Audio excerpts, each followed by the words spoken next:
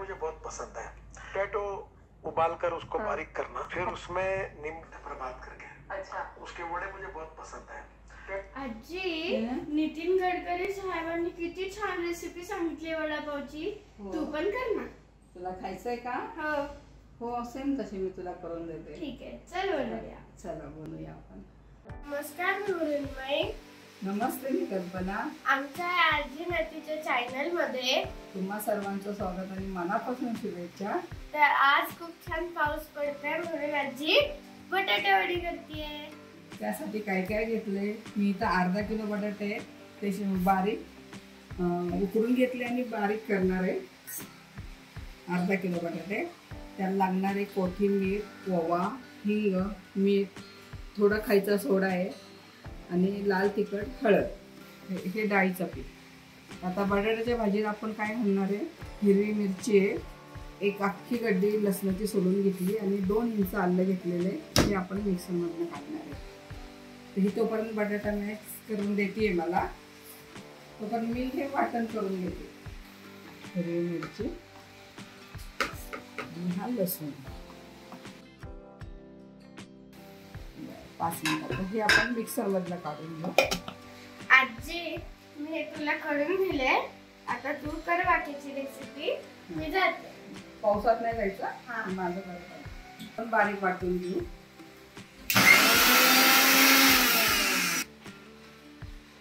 मुरमुईने छान मॅश करून दिलाय बटाटा, मला छान केला एकदम। असंच करणार आहे, बिगर तेलाची फोडणी घालता। त्याच्यात एक पिळाया लिंबू, अर्धा लिंबू पिळायचा आपल्याला।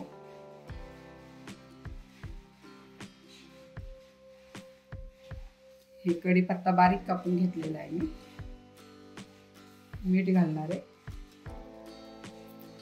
मीठ झाल्यावर आपण जे वाटण केलं होतं तो मसाला, आलं, लसूण आणि मिरची, त्याचा हे ह्याच्यात घालणार आहे आपण।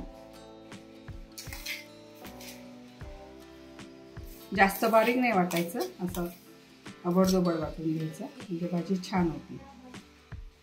आणि आता त्याच्यात घालणार आहे आपण कोथिंबीर।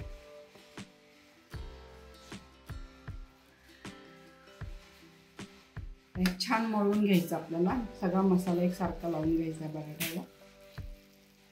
आणि आपली साखर राहिली होती, ही थोडीशी साखर, लिंबू पिळलो म्हणून थोडी साखर टाकली।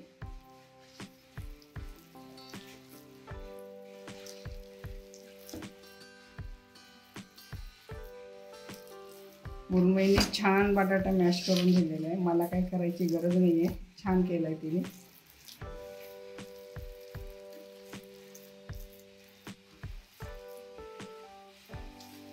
ही आपली भाजी तयार झाली आहे। सगळं मिक्स करून घेतले ते मसाला त्याचा। बरं, किती छान झाली आहे भाजी, सगळ्याला मसाला लागलाय।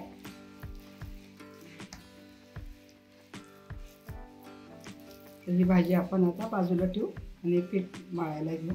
त्या कवरसाठी आपण पीठ भिजवून घेणार आहे। इथे मी डाळीचं पीठ घेतलं, 1/2 किलो डाळीचं पीठ आहे हे।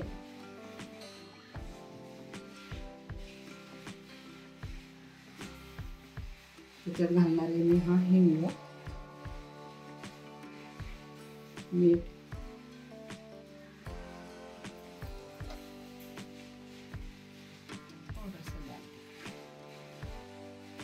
आणि आपण भाजीमध्ये हिरवी मिरची वाटून टाकलेली आहे आणि हा ओवा आहे। छान असा हाताने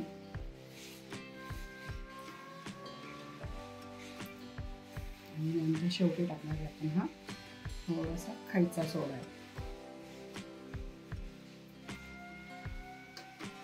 ते छान असंच कोरडं मिक्स करून घ्यायचं आपल्याला।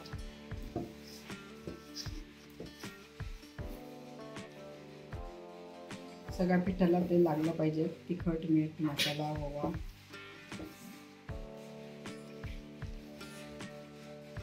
हे छान मिक्स झालं तर ह्याच्यात घालणार आहे कोथिंबीर, हे पण छान मिक्स करून घ्यायचं। थोडं थोडं, एकदम पाणी नाही टाकायचं, थोडं थोडं पाणी टाकून आपण मळून घ्यायचं।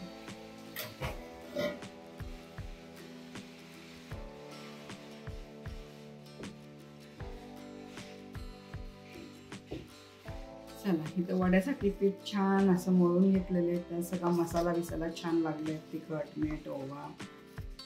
आपण आता बटाटे वडे करायला घेऊया. कसा लागतात, लहान मोठा, कोण चपटा करतं कोण गोल करतात, हे असे वडे करून घेणार आहे सगळे. इथं आपले छान वडे गोल गोल असे करून झालेले, तर तेल पण तापलंय, आपलं पीठ पण तयार आहे. आपण वडे ह्याच्यात टाकूया. भुसाळी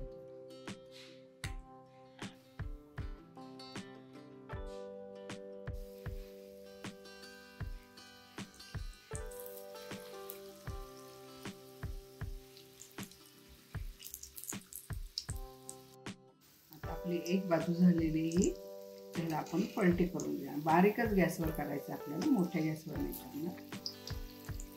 बघा एक बाजू आपली छान झाली आहे, रंगही छान आलेले आहे.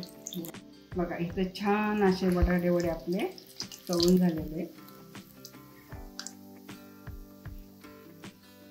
हे निथळून घेऊ आपण, पेपरवर टाकायला. छान झाले आपले वडे, बटाटा वडा. चला आपले इथे सगळे वडे तळून झालेले आहेत. वडे किती छान झाले आणि इतका घमघमाट सुटलाय त्या वड्यांचा. आणि कसे हे पावाबरोबर खायचे ते हे वडे, पाव, लाल चटणी किंवा गोड चटणी ह्याच्याबरोबर हे छान लागतात. तर मी एक पावाबरोबर दाखवतेय. इथं आपले सगळे वडे तळून झालेले आहेत. हे वडे कशाबरोबर खायचे, तुम्ही गोड चटणी करा, हिरवी चटणी करा किंवा टोमॅटो सॉस वगैरे असेल तरी चालेल. आता ही माझ्याकडे गोड चटणी आहे चिंचगुळाची. आता माऊ कशी वडापाव खाते ते बघा.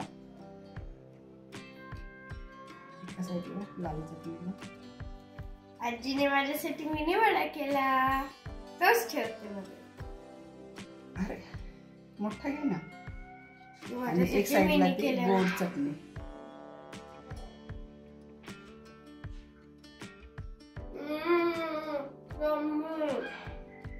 त्याच्याबरोबर मिरची पण आहे.